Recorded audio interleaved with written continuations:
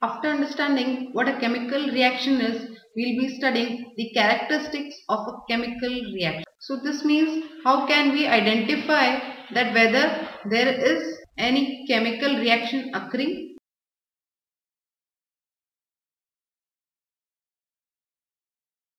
The first characteristic of a chemical reaction is evolution of gas. That is, in some chemical reaction there will be evolution of gas. Okay, we can see some examples further. For example, when zinc is added to dilute H2SO4, that is sulfuric acid, it will form ZnSO4 aqueous plus H2 gas.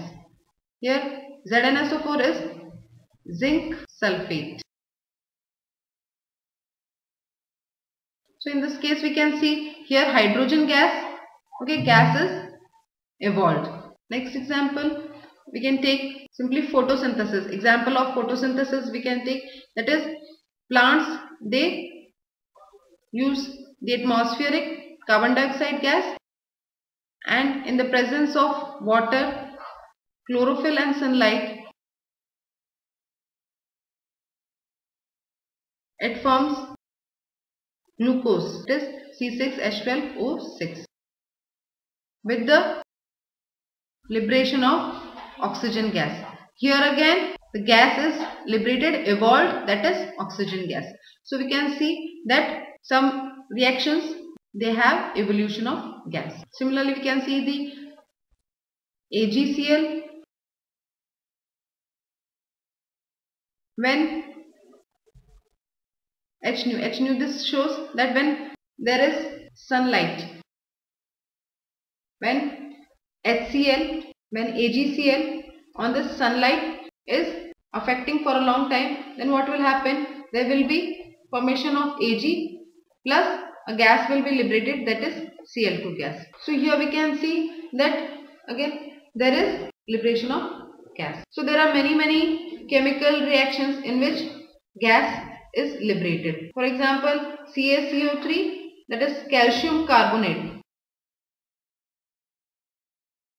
Okay, when it is heated, it forms CaO, that is calcium oxide, and liberates CO2 gas.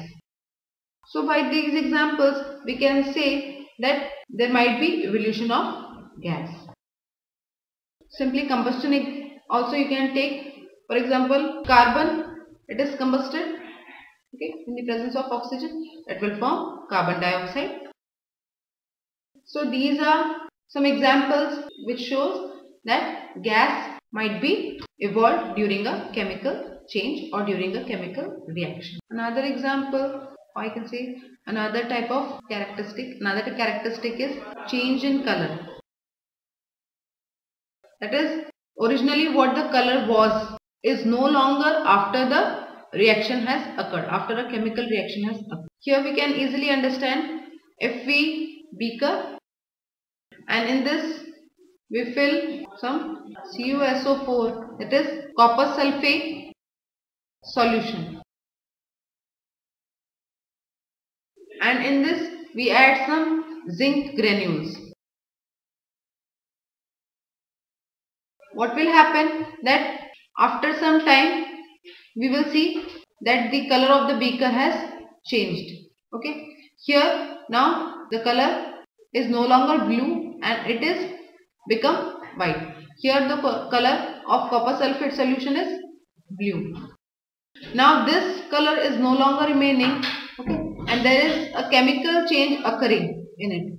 Here there is formation of ZnSO4, that is zinc sulfate, and this is colorless. So we will see that the color of the solution has changed, and here there is deposition of brownish substance, that is copper. See, that is copper. Okay. So we can say here there is change in the color, and by this we can say that there is a chemical change occurring during this. Another example we take is when lead nitrate, which is white in color,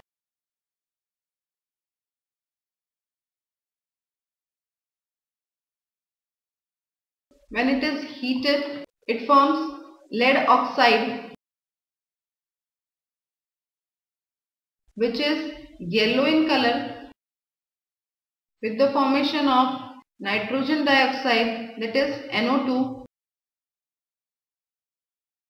which is brownish in color, and with the formation of oxygen gas. Here nitrogen dioxide is also gas and PbO is.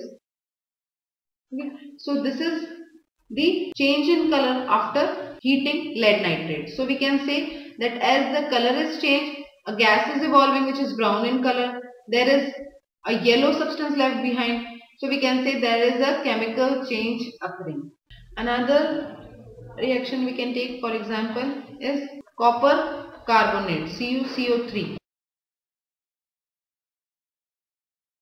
It is green in color, and on heating it forms copper oxide,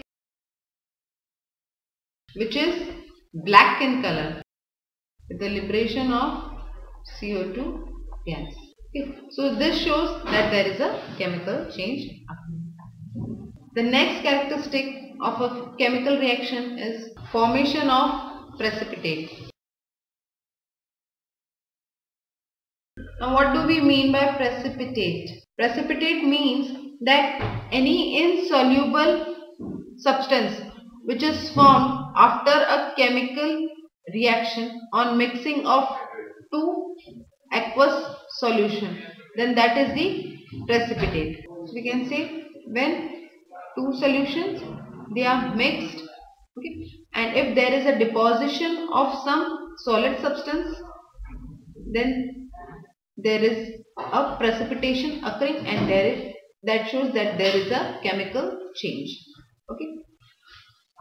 Now we can take here some examples. For example, AgNO3 aqueous solution, that is silver nitrate. It combines or it reacts with NaCl aqueous solution, that is sodium chloride, to form AgCl plus NaNO3. Here AgCl is silver chloride,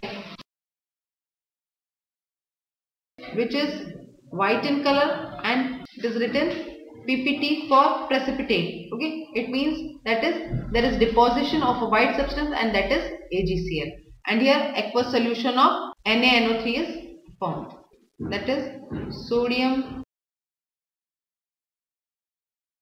So here we can see that there is a formation of precipitate. Another example is we have suppose we take FeSO4 aqueous solution and we add NaOH. Here what will happen is, as we will add NaOH, there will be deposition of dirty green precipitate. Okay, as NaOH will be added, we will see that the FeSO4 solution, which is yellowish in color, okay, that will no longer remain, and there will be deposition of a greenish substance. Okay, and this greenish substance is FeOH, the whole 2, that is ferrous hydroxide,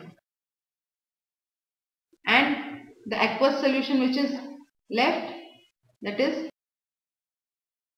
sodium sulfate solution.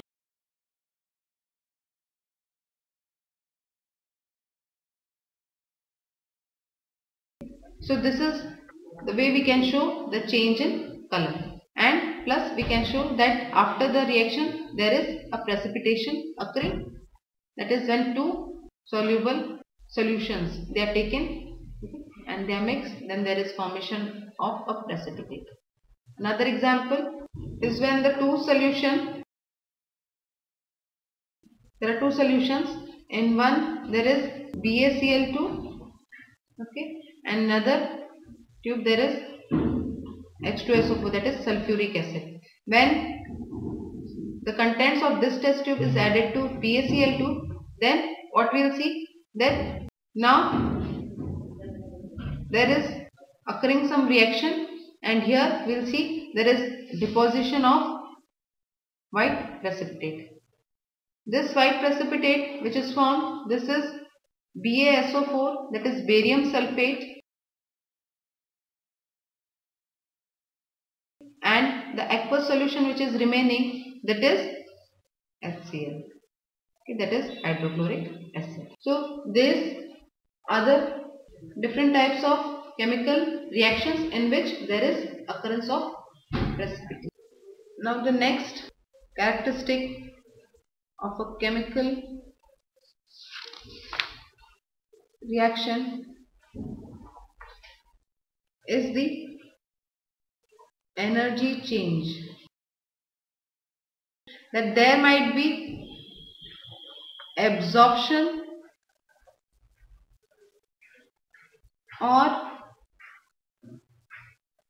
release of energy. That is, during a chemical change, energy will be either absorbed or released. Now, those reactions or those changes in which energy is absorbed, those are endothermic reactions, and the reactions in which energy is released is exothermic reaction. Okay? So we can categorize on the basis of energy change into exothermic reactions and endothermic reactions. Energy is released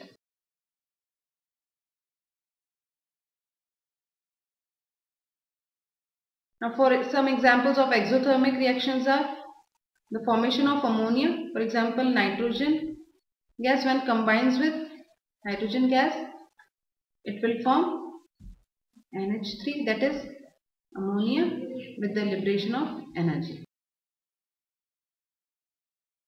Magnesium ribbon, when it is burnt in the presence of oxygen, then it will form magnesium oxide. Okay, magnesium oxide with the liberation of large amount of energy. So this is again an exothermic reaction. Calcium oxide will also react with water. When we take a beaker with water and add calcium oxide, that is quicklime, it will form calcium hydroxide with the liberation of energy. So all these are exothermic reactions in which more amount of energy is produced than required. Okay, it means if you are providing little energy for the reaction to take place, then after the reaction has occurred, okay, with the formation of product, there is large amount of energy released. Now the endothermic examples, they are, for example, photosynthesis.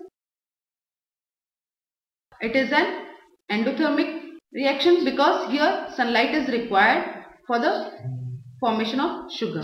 Now when AgBr, it requires sunlight and it forms Ag plus Br2, that is bromine gas. Here again energy is absorbed, that is after the formation of product there is no energy found. Okay, you require large amount of energy for the reaction to occur. Similarly, water passing electricity, it forms hydrogen gas and oxygen gas. Here we can see that electricity is required for formation of hydrogen and oxygen. Okay, and here the energy is required, it is absorbed, and so it is an endothermic reaction. So we can see that the chemical reaction, they may either be exothermic or endothermic. Okay, the last characteristic is state change which occurs during a chemical reaction. Some reactions we have already seen above, that there is the change in state, that is if gas is evolved, obviously the state is changed. When we see that originally what the state of the reactant was is no longer, there is a state change, then we say that during a chemical reaction there might be occurring a change in state. For example, ammonia gas and HCl gas, that is hydrochloric acid, is not here, it is hydrogen chloride gas. Okay, because it is gas, it will be named as hydrogen chloride. It forms ammonia, that ammonium chloride, that is NH4Cl, and this is solid. So here we can see that from gaseous form it has changed into solid form. Similarly, when H2O through this, it is in the liquid state, and if you pass electricity, it is changed into H2 gas and oxygen gas. So similarly, you can see the changes in their states. So these are few examples to explain you the characteristics of the chemical reaction.